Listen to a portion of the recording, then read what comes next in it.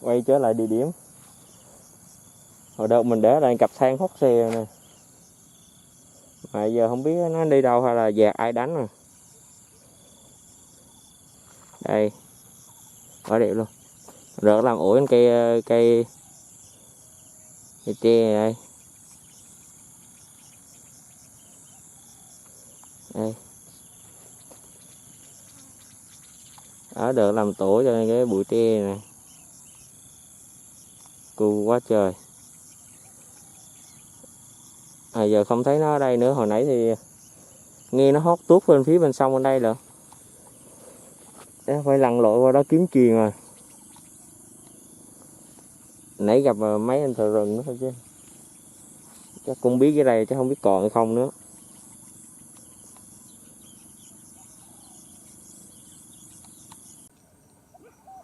Đây.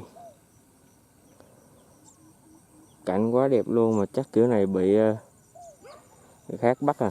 Muốn giữ mà người ta cũng bắt à. Rừng mà. Đây, đâu trong cây này cũng có cu màu hay cu rừng gì nó gáy miếng này. Đấy.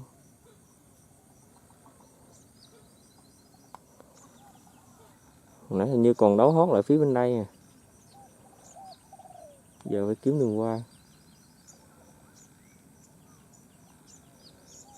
Chắc không còn là cao á.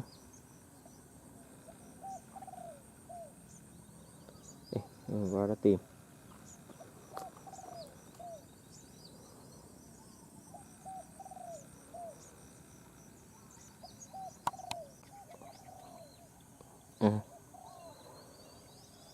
Mày quá con. Nghe nó hít không?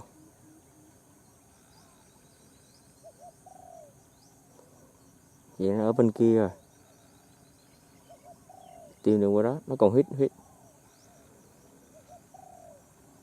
Đây, đi vòng vòng qua đó.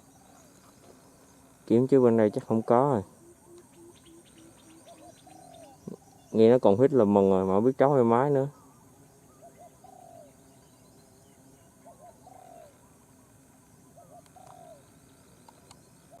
Đây. Đây, cái thanh niên đã xuất hiện một em chuyền nè. Đây, may quá. Đây, một em chuyền. Rồi. Nãy giờ mới thấy lại á.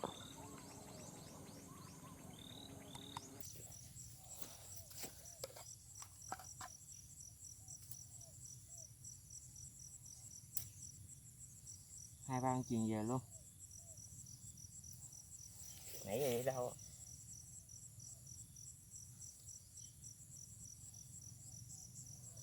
Để lại phải có thành quả ấy.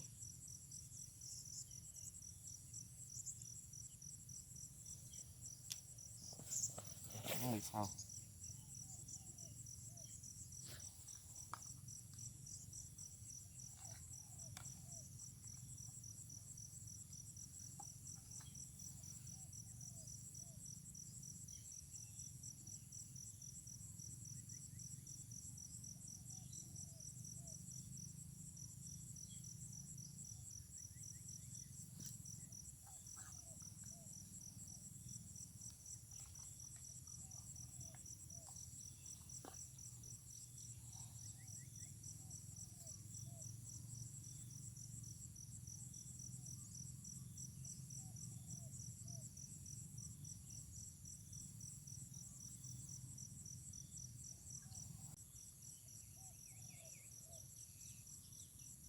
Này con sang mình nuôi sinh sản ra nha.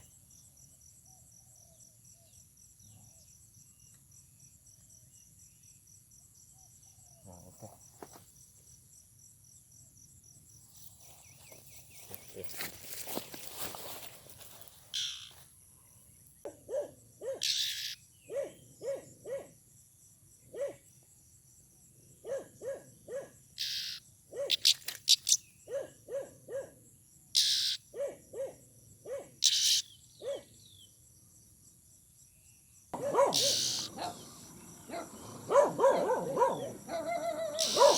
Rồi mày mới quay con đi chưa kịp ấy. Dính bài gì rồi? Bà Thanh hay bà gì hả? Tào lao.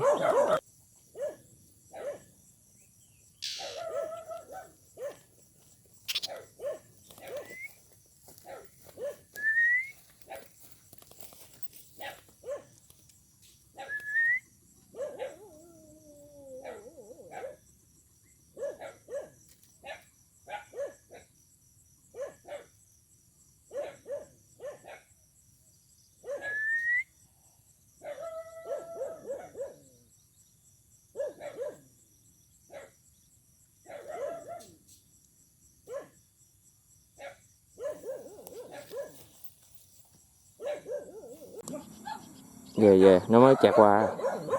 Màu kêu hay là sao? Để cái máy. Máy kêu hả? Cái này quay vô thấy không? Được đó. Lúc con rút xa dữ vậy.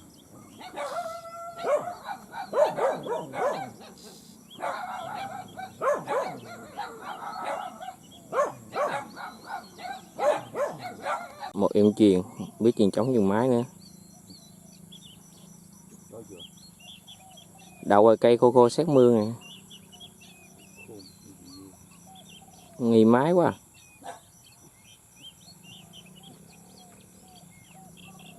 Bay đi rồi.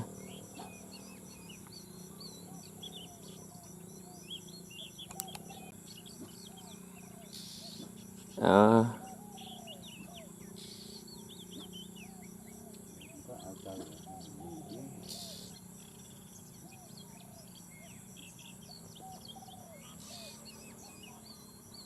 Được 3 con chuyền luôn.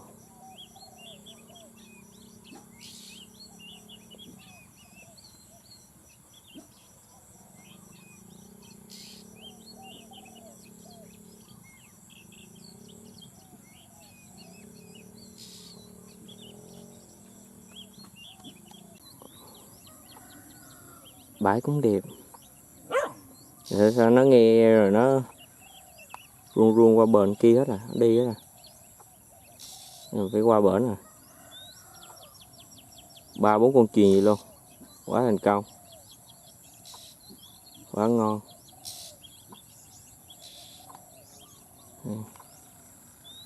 Chim mình nuôi đĩa tại nhà đây.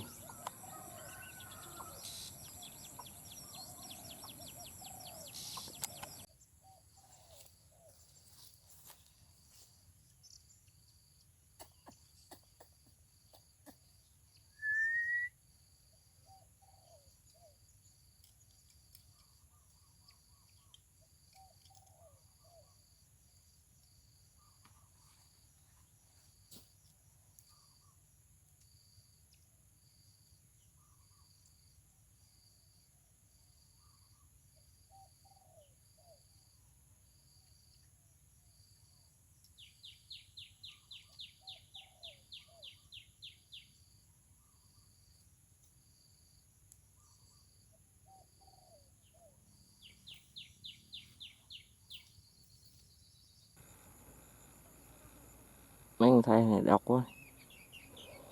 Đánh bên kia bờ thì nó qua đây, mà đánh bên đây bờ thì nó đi đâu mất tiêu luôn. Đây. Này đánh bên cái lỗ này nè. Giờ qua bên đây.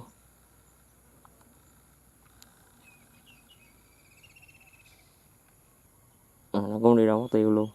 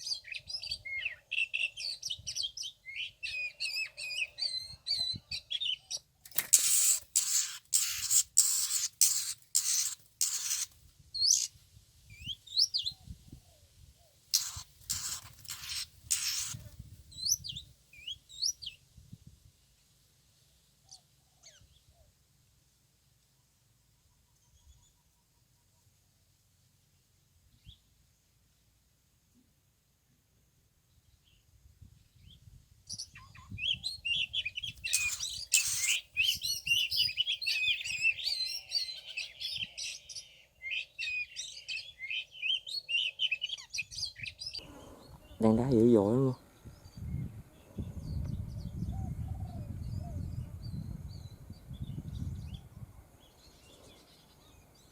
Nghe tiếng la hình như dính rồi sao.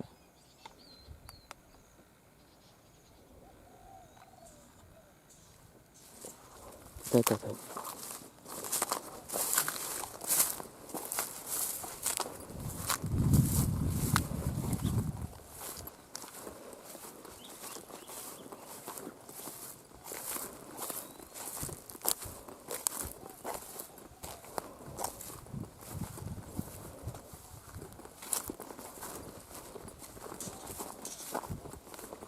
Đây đã dính một chuyền.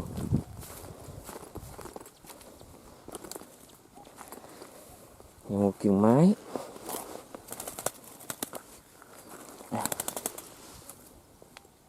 Quá ngon.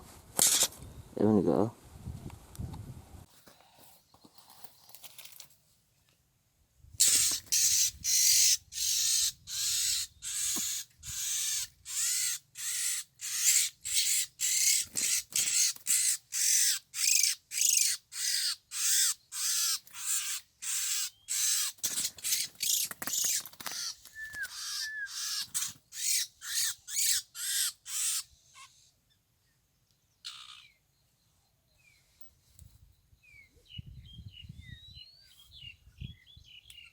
Vẫn còn con hít nè.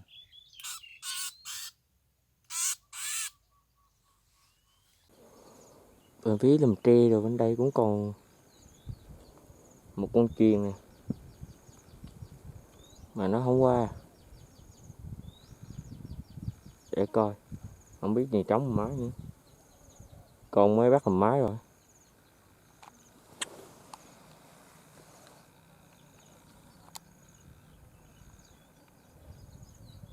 Bắt thêm.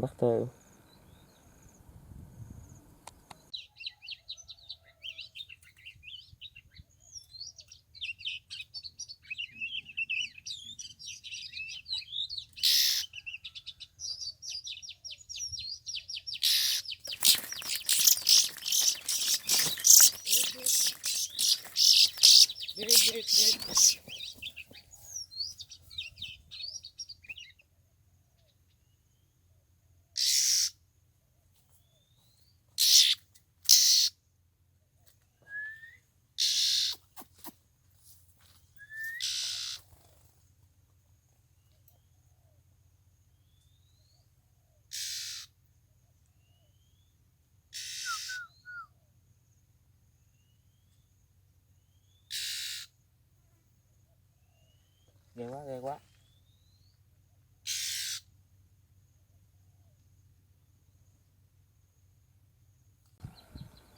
Đây. Mới chuyển kiều mới rồi đây. Mà vẫn còn xung trán bìm bịp mới giật, xém chết luôn. Hết hồn mất cái lực không thấy nhưng mà vẫn còn sung. Chưa biết gì. Vẫn còn con hít bên đây nè. Ở đâu thì không thấy. Ngồi chờ thử.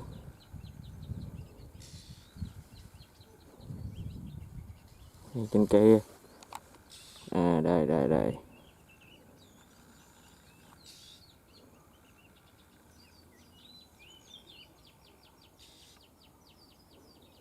Trên cây này.